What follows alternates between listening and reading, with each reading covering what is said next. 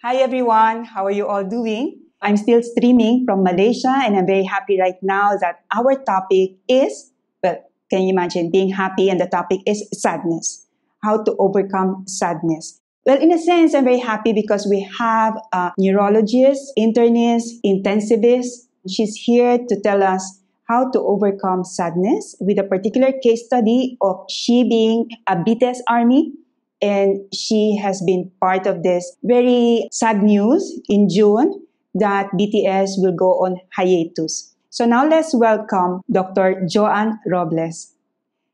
Hi, Joanne. Hi, Abby. Tell me, Jo, when did you become a BTS army? Oh, okay. I found out about BTS in 2021, right around the time of the pandemic. I think that was the third surge. But I've been hearing about them for a while now. A lot of the other colleagues I work with in the hospital, the nurses, the doctors, even friends in other places have been fans of BTS. Now, the discovery was actually accidental. I think I was going through a rough patch, especially with the pandemic, and that's when I started listening to some of their songs. And I told a friend of mine, this group sounds familiar, and that's when she told me, "Oh, that's BTS." And so I got interested in listening to them, and that's where I found out that it wasn't just about listening to the music, but actually finding out the kind of people that they are. So that's where I started to move from becoming just a fan to becoming army.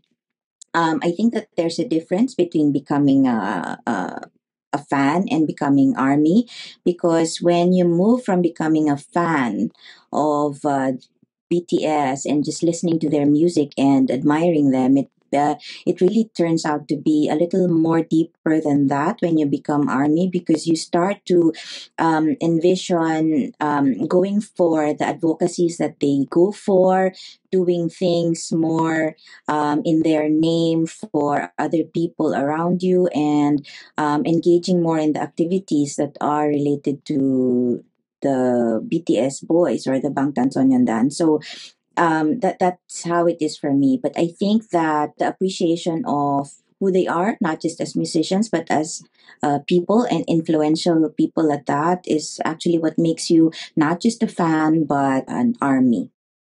And you mentioned that you got to know about BTS during the pandemic. Yes. So Yes. relatively, you are like young as a Yes, fan. I'm a baby. I'm a baby army.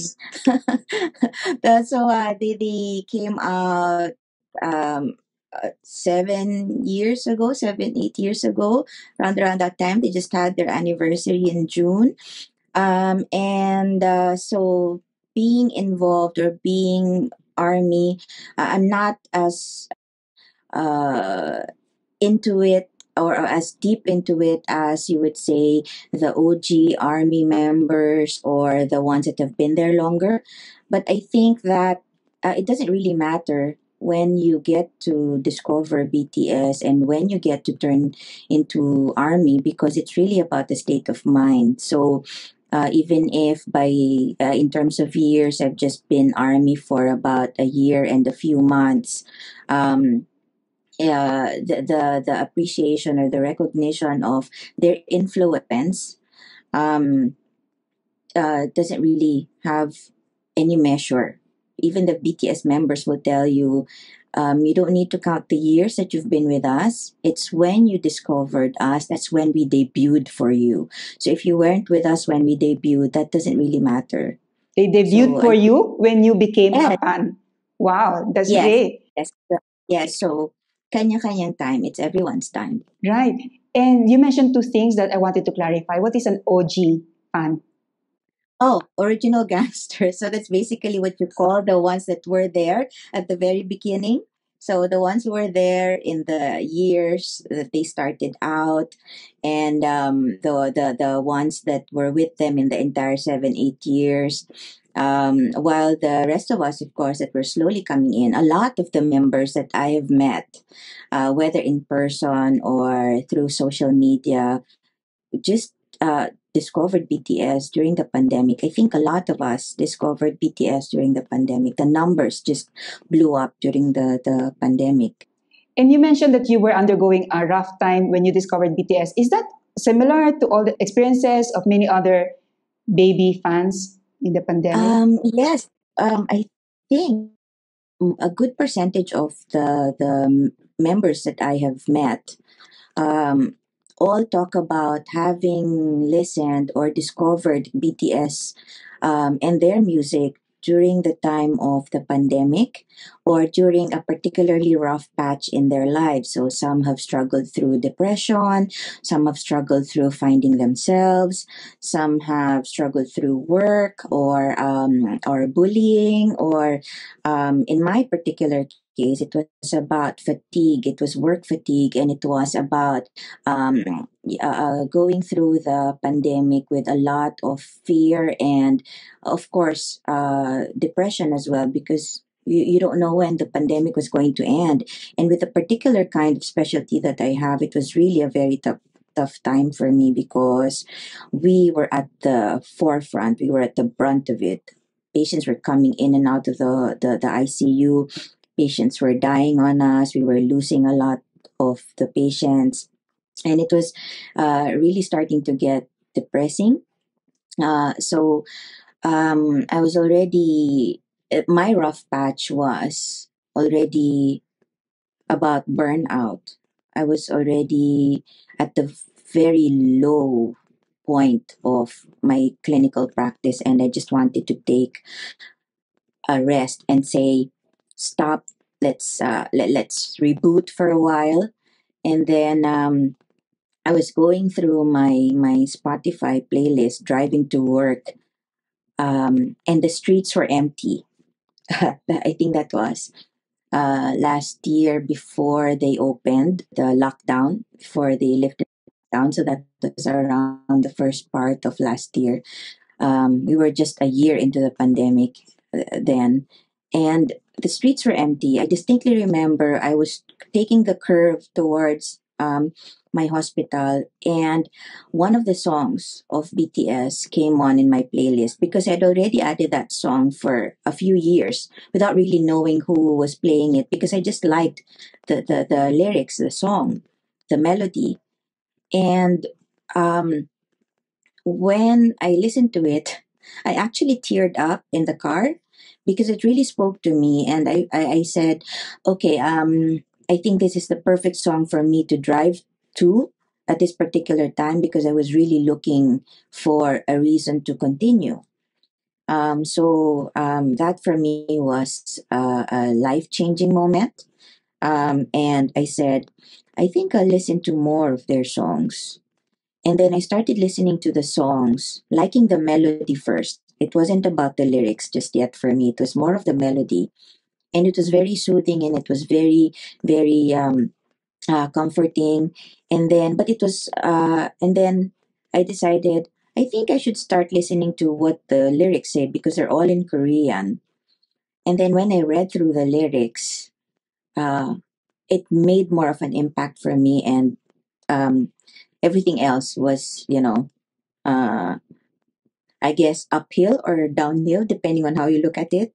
But I was down the rabbit hole. I was down the rabbit hole from then on, and my interest was really peaked, and I learned a lot about the boys, the members of BTS from then on, and it was already nonstop for me. And when you mentioned that you teared up because you listened to this Spotify song, was that in English? No, it was actually in Korean. But some of the words were in English, and because it was it had such a nice melody. When I parked in the parking lot of the hospital, I decided to go through you can search online about the lyrics, and Yes. that's when I saw it. And I said, oh, so that's what those lyrics meant. And it really spoke to me. The title of the song was Lights. It's an Oh. old song, Mhm. an old song. They actually made it for their Japanese album, but it really spoke to me. And the other one that also spoke to me was Microcosmos and also Spring Day, because it was about looking forward to hope or to hoping for something, and it's about being together as one. So um, and then when you look through all their other lyrics, they really speak about not letting other people bully you, not letting other people put you down, about the speaking for yourself or speaking up for yourself, and about loving yourself. And I think that was where um, it all just made sense to focus on you first, even if you're so I think maybe it was because I was already tired from the pandemic. I think that's why I related so much to those words and to even just the titles of the song. Okay, I think I look for that song, Microcosm, the one of not letting anybody bully you. Oh, that one is there's a lot about that. There's love yourself, Uh-huh. and uh, so the one about spring day is the one about looking for hope and meeting eventually, or it's about hope. And microcosmos is about love being universal, and about how you speak across distances, and about having each other's back. And then about the bullying, a lot of it was about mostly the rap songs. So those were their earlier songs when they were much younger. But then moving forward, they were already about self empowerment. Very good. So it's Yeah. actually good. Yeah. And, I get amazed with the army. How can they ever distinguish the members from each one? So let's try to have a look at the members, and you tell me, how do you ever recognize each one? Okay, so this is something I got from the internet. Probably I'll just mention in the video description where I got this image. So, Jo, could you Yep. please tell me, how do you recognize each of the member? Can you tell me, make this like a BTS for dummies? How do you know them? Oh, okay. So actually, when I started out, they all looked the same to me too. And then That's a relief because I don't know how can I ever recognize them. And then after a week, so I just kept making the same mistakes over and over again. And then after a week, I decided, okay, maybe I should start memorizing. So it was a challenge actually to myself. Oh, okay, spot this person and then see kung who he is. And eventually, after 1 week, I was surprised. You could really tell them apart. If you go to the back, so the back row, those are the more senior ones, or the hyungs, the kuyas, the ones that are older. And the front row are the younger ones. So I think we'll go from the tall one, the blondie, the silver haired one, who's on the right. Okay, so that's the leader. So I remember him because he's always the one with the dimple. So he has a dimple, and he's not the oldest, but he's the leader of the group. That's RM. And his that's his English name. I suppose you would call that, or but his Korean name is Kim Namjoon. So he's the leader of the group. He has been for ever since they started, and he's the only one at the time who knew how to speak English. So that's why he's the spokesperson for the group at every single interview during the first few years, until all the members started learning how to speak English. And they now know, at more or less, how to speak English, some better than others because it's still a little difficult for some of them. From the second row, the back, the one in the middle, the one with the brown hair, who's very very guapo, that's worldwide handsome, and he's the eldest of the group, and that's Kim Sok Jin, and he's called Jin by Army, so he's the eldest, and He was the one who didn't really have any background in music because he studied to be an actor, but he got scouted by a talent manager while he was getting off the bus. And he was invited to audition for Big Hit, which is the company that they are affiliated with. So if you see, he's one of the taller ones in the group.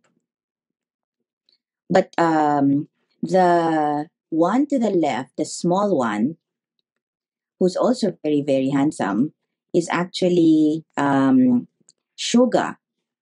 That's his artist name. His real name is um, Min Yoongi. We call him Yoongi if you talk to Army or Suga. And he's very talented. He's a producer, a singer, a rapper, you name it. And he's usually recognized as one of the more quiet ones. He's always just lurking in one corner because he's very introverted. But he's the one also with a lot of involvement in creating their music. So he's one of the rappers. So the rappers in the group, I'll tell you about the other one later, is RM, Suga, and J Hope. J Hope is the one in the, if you go from left to right, he's the third one in the front row. The one that's The one with really his eyes closed. okay. He's the youngest in the senior line or the kuya line. He is basically parang the middle child. So he can be in the younger group or he can be in the older group. He's also a rapper. So he's the one who's just like a giant ball of sunshine.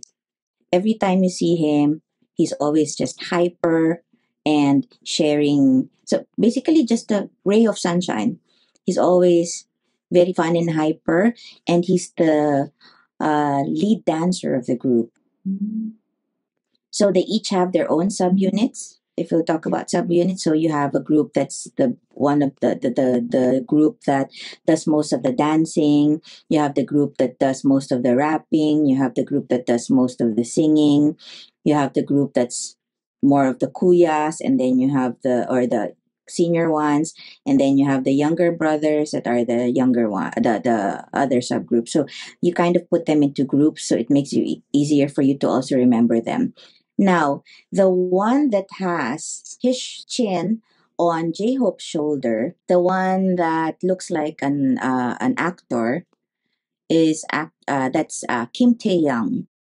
So he was well known for his role in a Korean drama, K drama series called Warang. So he's also one of the youngest. He's the second to the youngest. And the brown haired boy in the middle with his hand in his pocket, that's Jimin, one of the dancers, and the one with the sweetest angelic voice. So he has a very high pitched voice. But that actually works well for the group because it's very melodic. And the youngest, the one that is very talented in a lot of things, who's my particular bias, is JK or Jungkook. John Jungkook. So he's the one to the far left in front with the silver hair. So sometimes it's difficult to remember all of them because they all get mixed up just like brothers. They can all look the same, but they're actually very distinct from one another. I was surprised to find out after a few weeks that they all had their own particular traits, their own particular habits, and even the way they move. They tend to mirror one another, but then they're still all very different. So I think it takes a little time, but Yeah. eventually you will remember each and every one of them. The way that you describe them, I think I will remember some some things already. But anyway, I think it will take time, like practice. Yeah. And I Yes. will become an army very soon. But how did you take the news about the hiatus? Oh, I had mixed feelings about it. Actually, to be honest, I decided not to watch the announcement because I was at work and I was already hearing some of my friends talking about the announcement. So I had an opportunity to actually avoid find hearing about it from their live video from their festa.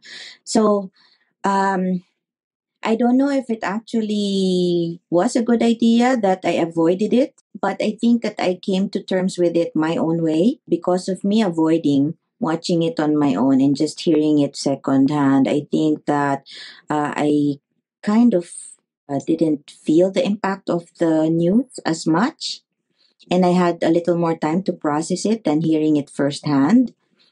Um, but what it basically meant to me was I was glad that they were taking a break. I think even if most of army the army members were sad about BTS going on a break, I think that they all understood that the boys needed the time to actually reboot themselves too and find themselves because they explained it so well.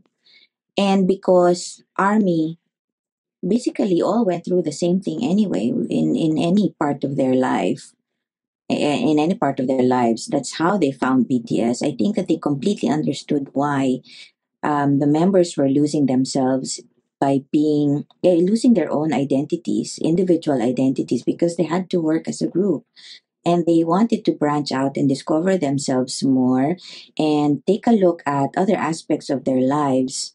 Um, so I think that um, it the transient feeling of sadness was literally just transient because what BTS did was to actually give us so much more during the hiatus. So it's actually busier for them now than when they were a group because now Army is being given so much time with each of the individual members because they're releasing their own thing, they're showing us their own identities.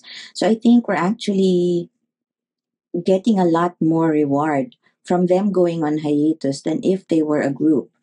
I don't know if that's how all of army feels, but that's how I feel. And I think that if they gave us 7 years of who they were, then I think that they deserve to have a few years off so that they can come back the same, better than they and, with a better understanding of who they are. How was your being a neurologist helped you in this? I think it was very convenient that I was busy at the time. I was just late by a few minutes, but then when some of my friends were already posting about them making the announcement, I actually held off on uh, turning on the watching the live the festa. So I think in a way because my understanding of, or at least my understanding of avoiding, probably because that's a personality I have. My personality is if it's not something that's going to hurt or if it's going to be painful, if it's going to be a painful experience, then I will avoid it as much as I can if I can help it. So I think that that was actually what helped me through it because I understood the kind of person that I was or that I am.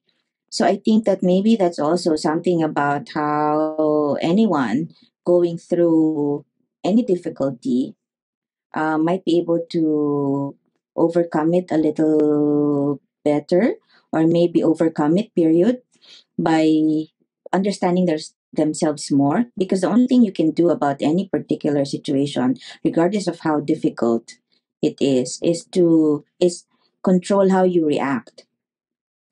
And personally, I don't think that it has anything to do with my being a neurologist, but maybe having a little bit more insight into the kind of person that I am, which of course I learned to discover probably as I grew older, um, and being more introspective.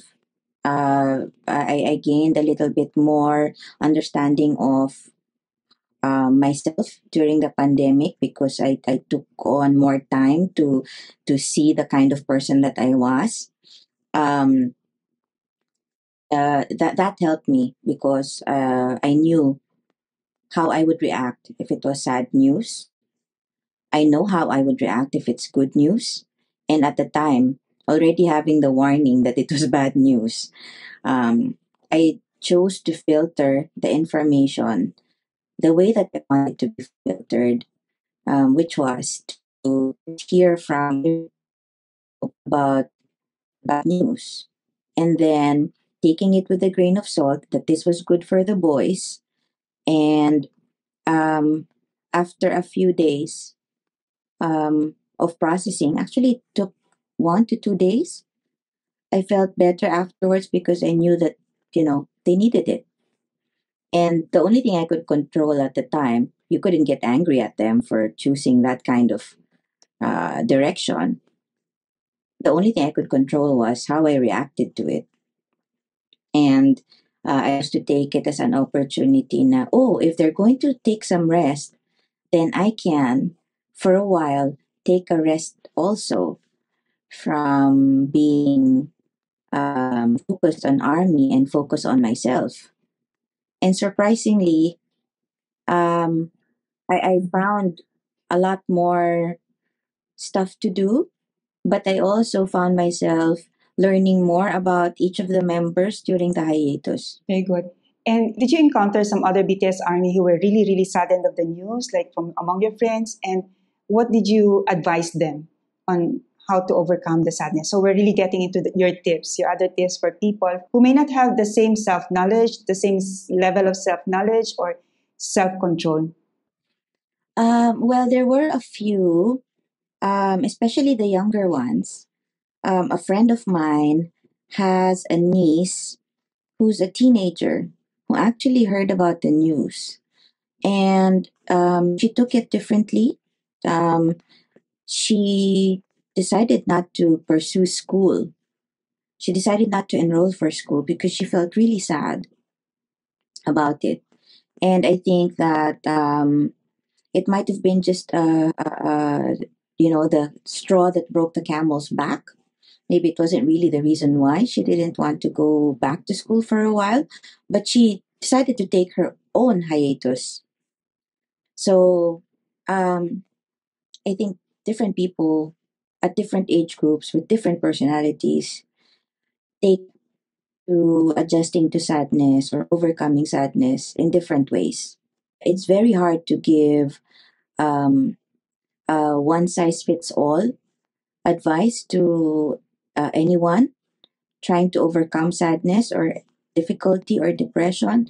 I think it's about taking a step back, seeing how appropriate your reaction is to a particular situation, and understand that the only thing you control is how you react. You cannot control the events leading up to the sadness. You cannot control the outcome of those events. You can only control how you react to it. And I think that that's the only thing that we have any control of is ourselves. So um, that's how I went through it. I don't know if that will apply to all, especially the younger ones, because we each have our own way of coping with difficulty or with sadness. And maybe if I had found out about bad news at a much younger age, I would probably have acted differently.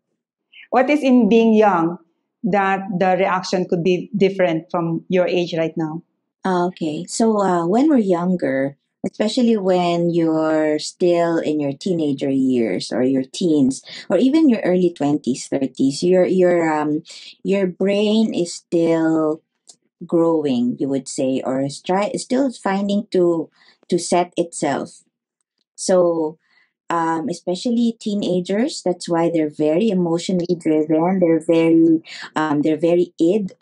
They're not ego or super ego driven. They're very id. It's because your brain, the connections are still trying to get fixed. So, hindi pa permanent yung connections. Actually, they're always still fluid, but disinhibition or your hormonal balance, as well as the surge of your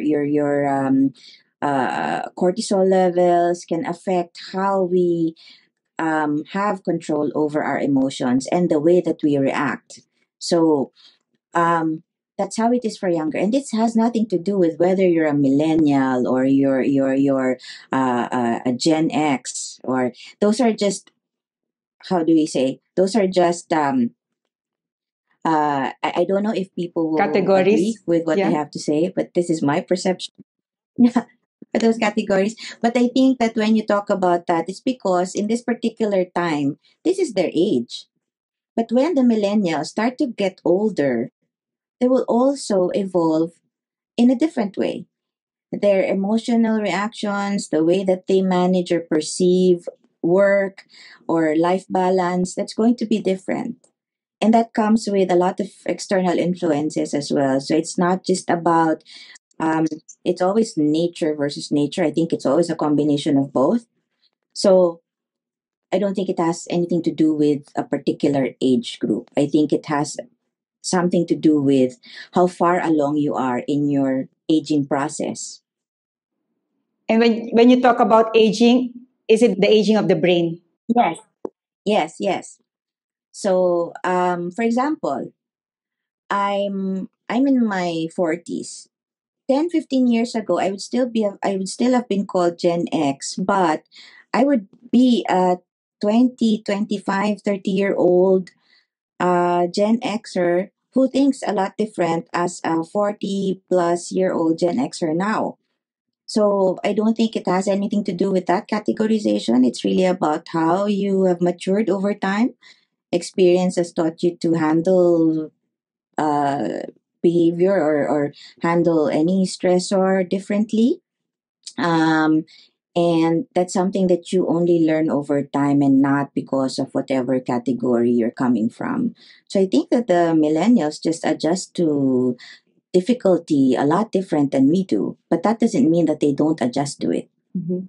And as you were explaining the brain, how it develops, there the neurologist in you came out.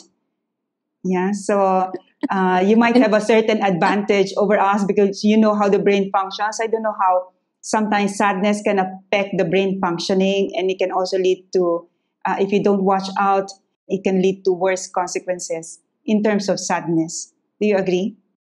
Yes, yes, I think it does. Sadness can be a reaction, a normal reaction to a particular stressor. It doesn't need to have any definition other than your normal reaction to a particular event. But when it becomes excessive and you turn out, you end up with an imbalance of neurotransmitters or balance of chemicals in your brain, then you can actually end up with depression, be it minor depressive disorder, or adjustment disorder. So there are a lot of other definitions from a medical standpoint, from a neuropsychiatric standpoint, about how um, anything as minor as a reaction to an event can later on turn into something different. And sometimes some patients or some individuals need not go through sadness to actually be depressed. It's really about an imbalance of neurotransmitters in the brain, or chemical signals in the brain, that leads to these kinds of disorders or illnesses.